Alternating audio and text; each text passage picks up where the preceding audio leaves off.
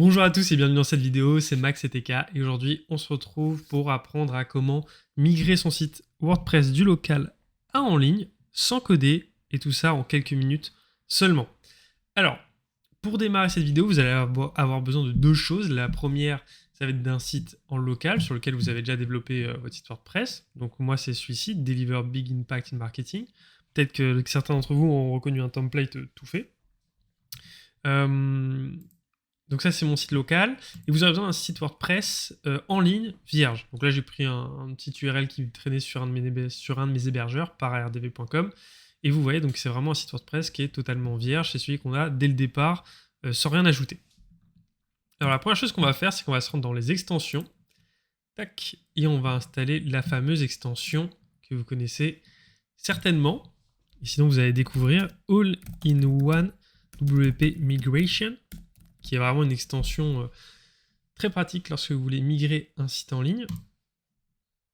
Donc là, vous voyez qu'elle a plus de 5 millions d'installations. Vous vérifiez qu'elle est bien compatible avec votre version de WordPress. Vous checkez la dernière mise à jour il y a 2 semaines. Tout est bon.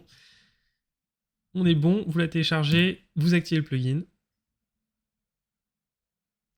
Une fois que ça c'est fait, vous avez une partie dans la colonne de gauche qui apparaît All-in-One WP Migration et vous cliquez sur Exporter.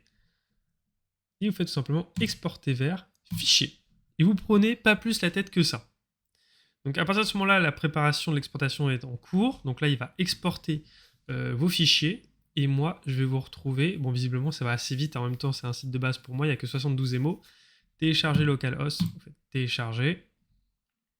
Vous allez avoir un fichier avec cette tête-là qui va apparaître. Une fois que c'est fait, vous fermez. Vous allez sur votre site en ligne. Vous allez dans le tableau de bord.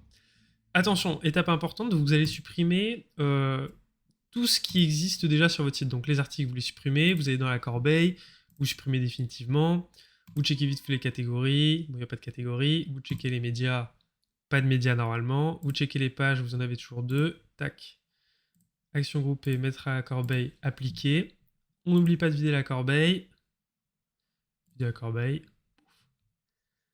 commentaires, il n'y en a pas, parfait, apparence, bon les thèmes, moi j'aime bien supprimer les thèmes qu'on n'utilise pas. Donc on supprime celui-là. Et on supprime 2022 aussi. Supprimer. OK. On va ensuite dans les extensions. Alors moi je suis chez Yonos. Donc tac, je vais désactiver et supprimer. J'aurais pu le faire avant. Mais comme ça je le fais sous vos yeux. Donc c'est très bien. Ouais, vous voyez, donc faut vraiment... On essaie de créer l'environnement le plus propre possible, le plus vierge possible. Pour que la migration se fasse sans souci. Je ne peux pas me le supprimer. Je sais pas pourquoi ça me le fait à chaque fois. Voilà, donc là j'ai plus aucune extension. Les thèmes parasites ils ont été enlevés. Tout a été enlevé. Donc là ce que je vais faire c'est que je vais ajouter l'extension, devinez laquelle, All-in-One WP Migration. Installer maintenant. Donc là on attend que ça se télécharge. Voilà, c'est installé. On active. Et là, tout ce que vous avez à faire, vous allez deviner, si vous allez dans All-in-One WP,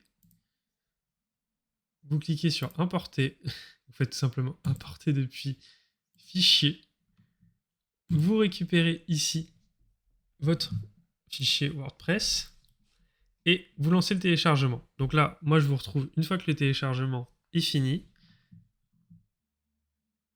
Alors, le téléchargement vient de se terminer, ça prépare l'importation. L'importation va écraser votre site web, vous faites continuer. Préparation des blocs terminée. Donc là, on a un petit chargement. Voilà. Et donc là, très important, enregistrer la structure des permaliens, donner votre avis sur l'extension. Donner notre avis sur l'extension, on s'en fiche. Par contre, ce que vous allez faire, c'est que vous allez cliquer sur enregistrer la structure des permaliens parce que c'est extrêmement important. Là, ils vont vous demander de vous reconnecter. Donc, vous rentrez cette fois vos identifiants que vous aviez en local. Vous vous connectez. Et ensuite, vous faites bien. Là, vous touchez à rien. Vous descendez et vous faites enregistrer les modifications. Structure des permis enregistrés. Bon, si vous n'êtes pas sûr de vous, vous pouvez le faire 2 fois. Ça change.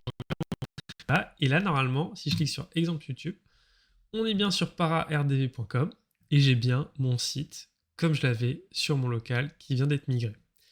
Alors, donc vous voyez, là, c'est la vidéo, on pourrait s'arrêter là. Là, c'est très bien, c'est très beau. Petit disclaimer sur l'extension All-in-One WP Migration. Si vous avez bien remarqué, la taille maximale du téléversement est de 128 MO. Alors là, ça allait parce que j'avais un site vraiment très léger de 72, mais si vous avez des sites un peu plus gros, vu que vous avez beaucoup travaillé en local, ça peut faire plus. Donc, moi, j'ai deux solutions à vous proposer. La première, c'est de télécharger une ancienne version. Je vous mettrai un zip qui est le 6.7. Tac, je l'ai ici. All-in-One de WP Migration 6.7, qui est une version antérieure. Qui est une version antérieure. Je vais vous montrer en désinstallant la différence. Donc là, vous voyez que si vous allez dans Importer, il y a écrit ici taille maximale du téléversement 128 MO. C'est pénible. Donc si je vais dans Extension, que je la désactive et que je supprime, et que je vais importer, ajouter donc, téléverser une extension, et que je vais chercher le zip justement dont je vous ai parlé tout à l'heure, qui est tac, le zip All-in-One WP Migration 6.7. Je vais ouvrir, installer maintenant.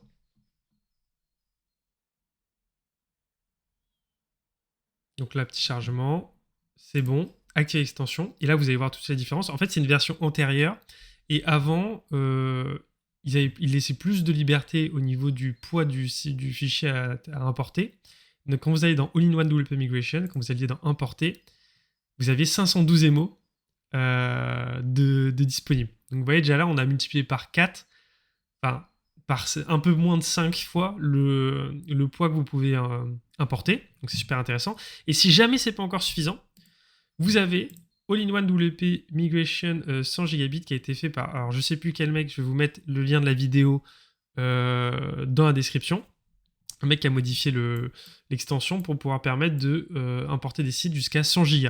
Donc ça fonctionne très très bien. Voilà. Une fois que vous avez fini votre installation, votre import, n'oubliez pas d'enregistrer la structure des permaliens. Si jamais vous cliquez sur le lien bleu, si jamais vous avez loupé, vous allez tout simplement aller dans Réglages, Permalien ici. Et vous avez juste à enregistrer les modifications sans rien changer, c'est tout. Donc ça, c'est très important de le faire. Et une fois que c'est fait, que vous avez vérifié que le site fonctionne très bien, vous allez dans vos extensions, vous faites désactiver All-in-One WP Migration et vous le supprimez. Comme ça, vous êtes tranquille. Et vous encombrez pas votre site avec des extensions que vous n'utiliserez plus. Voilà, c'est tout pour moi. J'espère que vous avez beaucoup aimé cette vidéo. En tout cas, j'ai pris beaucoup de plaisir à la réaliser. Si jamais elle vous a plu, n'hésitez pas à liker, commenter et à vous abonner. Et moi, je vous dis à la prochaine pour une prochaine vidéo. Et si jamais vous avez des soucis, n'hésitez pas à les mettre dans les commentaires. J'y répondrai dans les plus brefs délais. Ciao, ciao.